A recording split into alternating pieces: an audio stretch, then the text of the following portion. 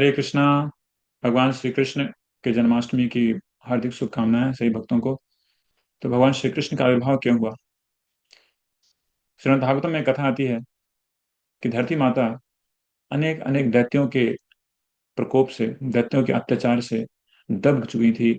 और धरती पे जितने भी रहने वाले, जितने भी जीव थे, मनुष्य सभी पीड़ा से हाहाकार कर रहे थे।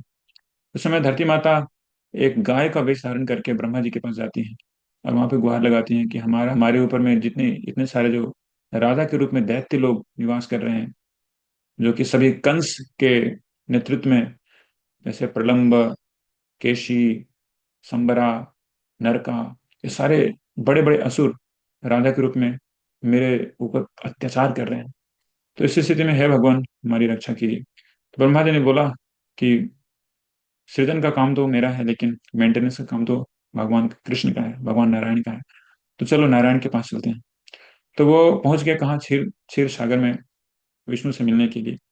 और वहां पे भगवान शिव को साथ में ले गए, इंद्र को साथ में ले गए। और वहां पे पुरुष सूक्त प्रार्थना से भगवान को खुश करने की चेष्टा की। और पुरुष शक्ति की प्रार्थना से खुश होने के बाद भगवान विष्णु ब्रह्मा जी को दर्शन तो नहीं देते, अपितु अपितु उनके हृदय में एक मैसेज प्रदान करते हैं और बोलते हैं कि यह सभी देवताओं को और भूमि को ही बता दो कि मैं अवतार लेने वाला हूँ। और इस प्रकार से भगवान श्री कृष्ण का वसुदेव और देवकी के पुत्र के रूप में आविर्भाव होता है। और जितने भी मनुष्य हैं सभी भगवान श्री कृष्ण का जो गोलोक वृंदावन का स्वरूप है, विष्णु का जो गोलोक वृंदावन का स्वरूप है, उसको देख पाते हैं, लेकिन ब्रह्मा जी नहीं देख पाते। तो ऐसा क्यों? क्योंकि जो सबसे ज्यादा दुख में थे, पृथ्वी और पृथ्वी पर रहने वाले लोग, उन्होंने भगवान को आने के लिए बहुत ही करुण हृदय से गुहार लगाई थी और पुकार करी थी।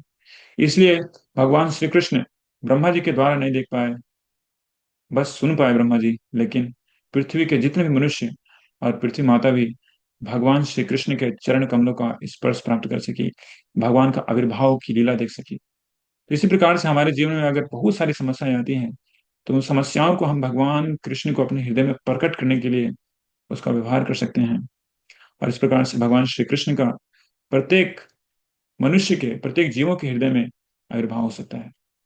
तो आए हम लोग भगवान श्री कृष्ण का नाम का जप, कीर्तन, भगवान की जो करुणा शक्ति है उसको आकर्षित करने के लिए करें, और भगवान श्री कृष्ण का हमारे सबों के हृदय में आविर्भाव हो इस जन्माष्टमी में।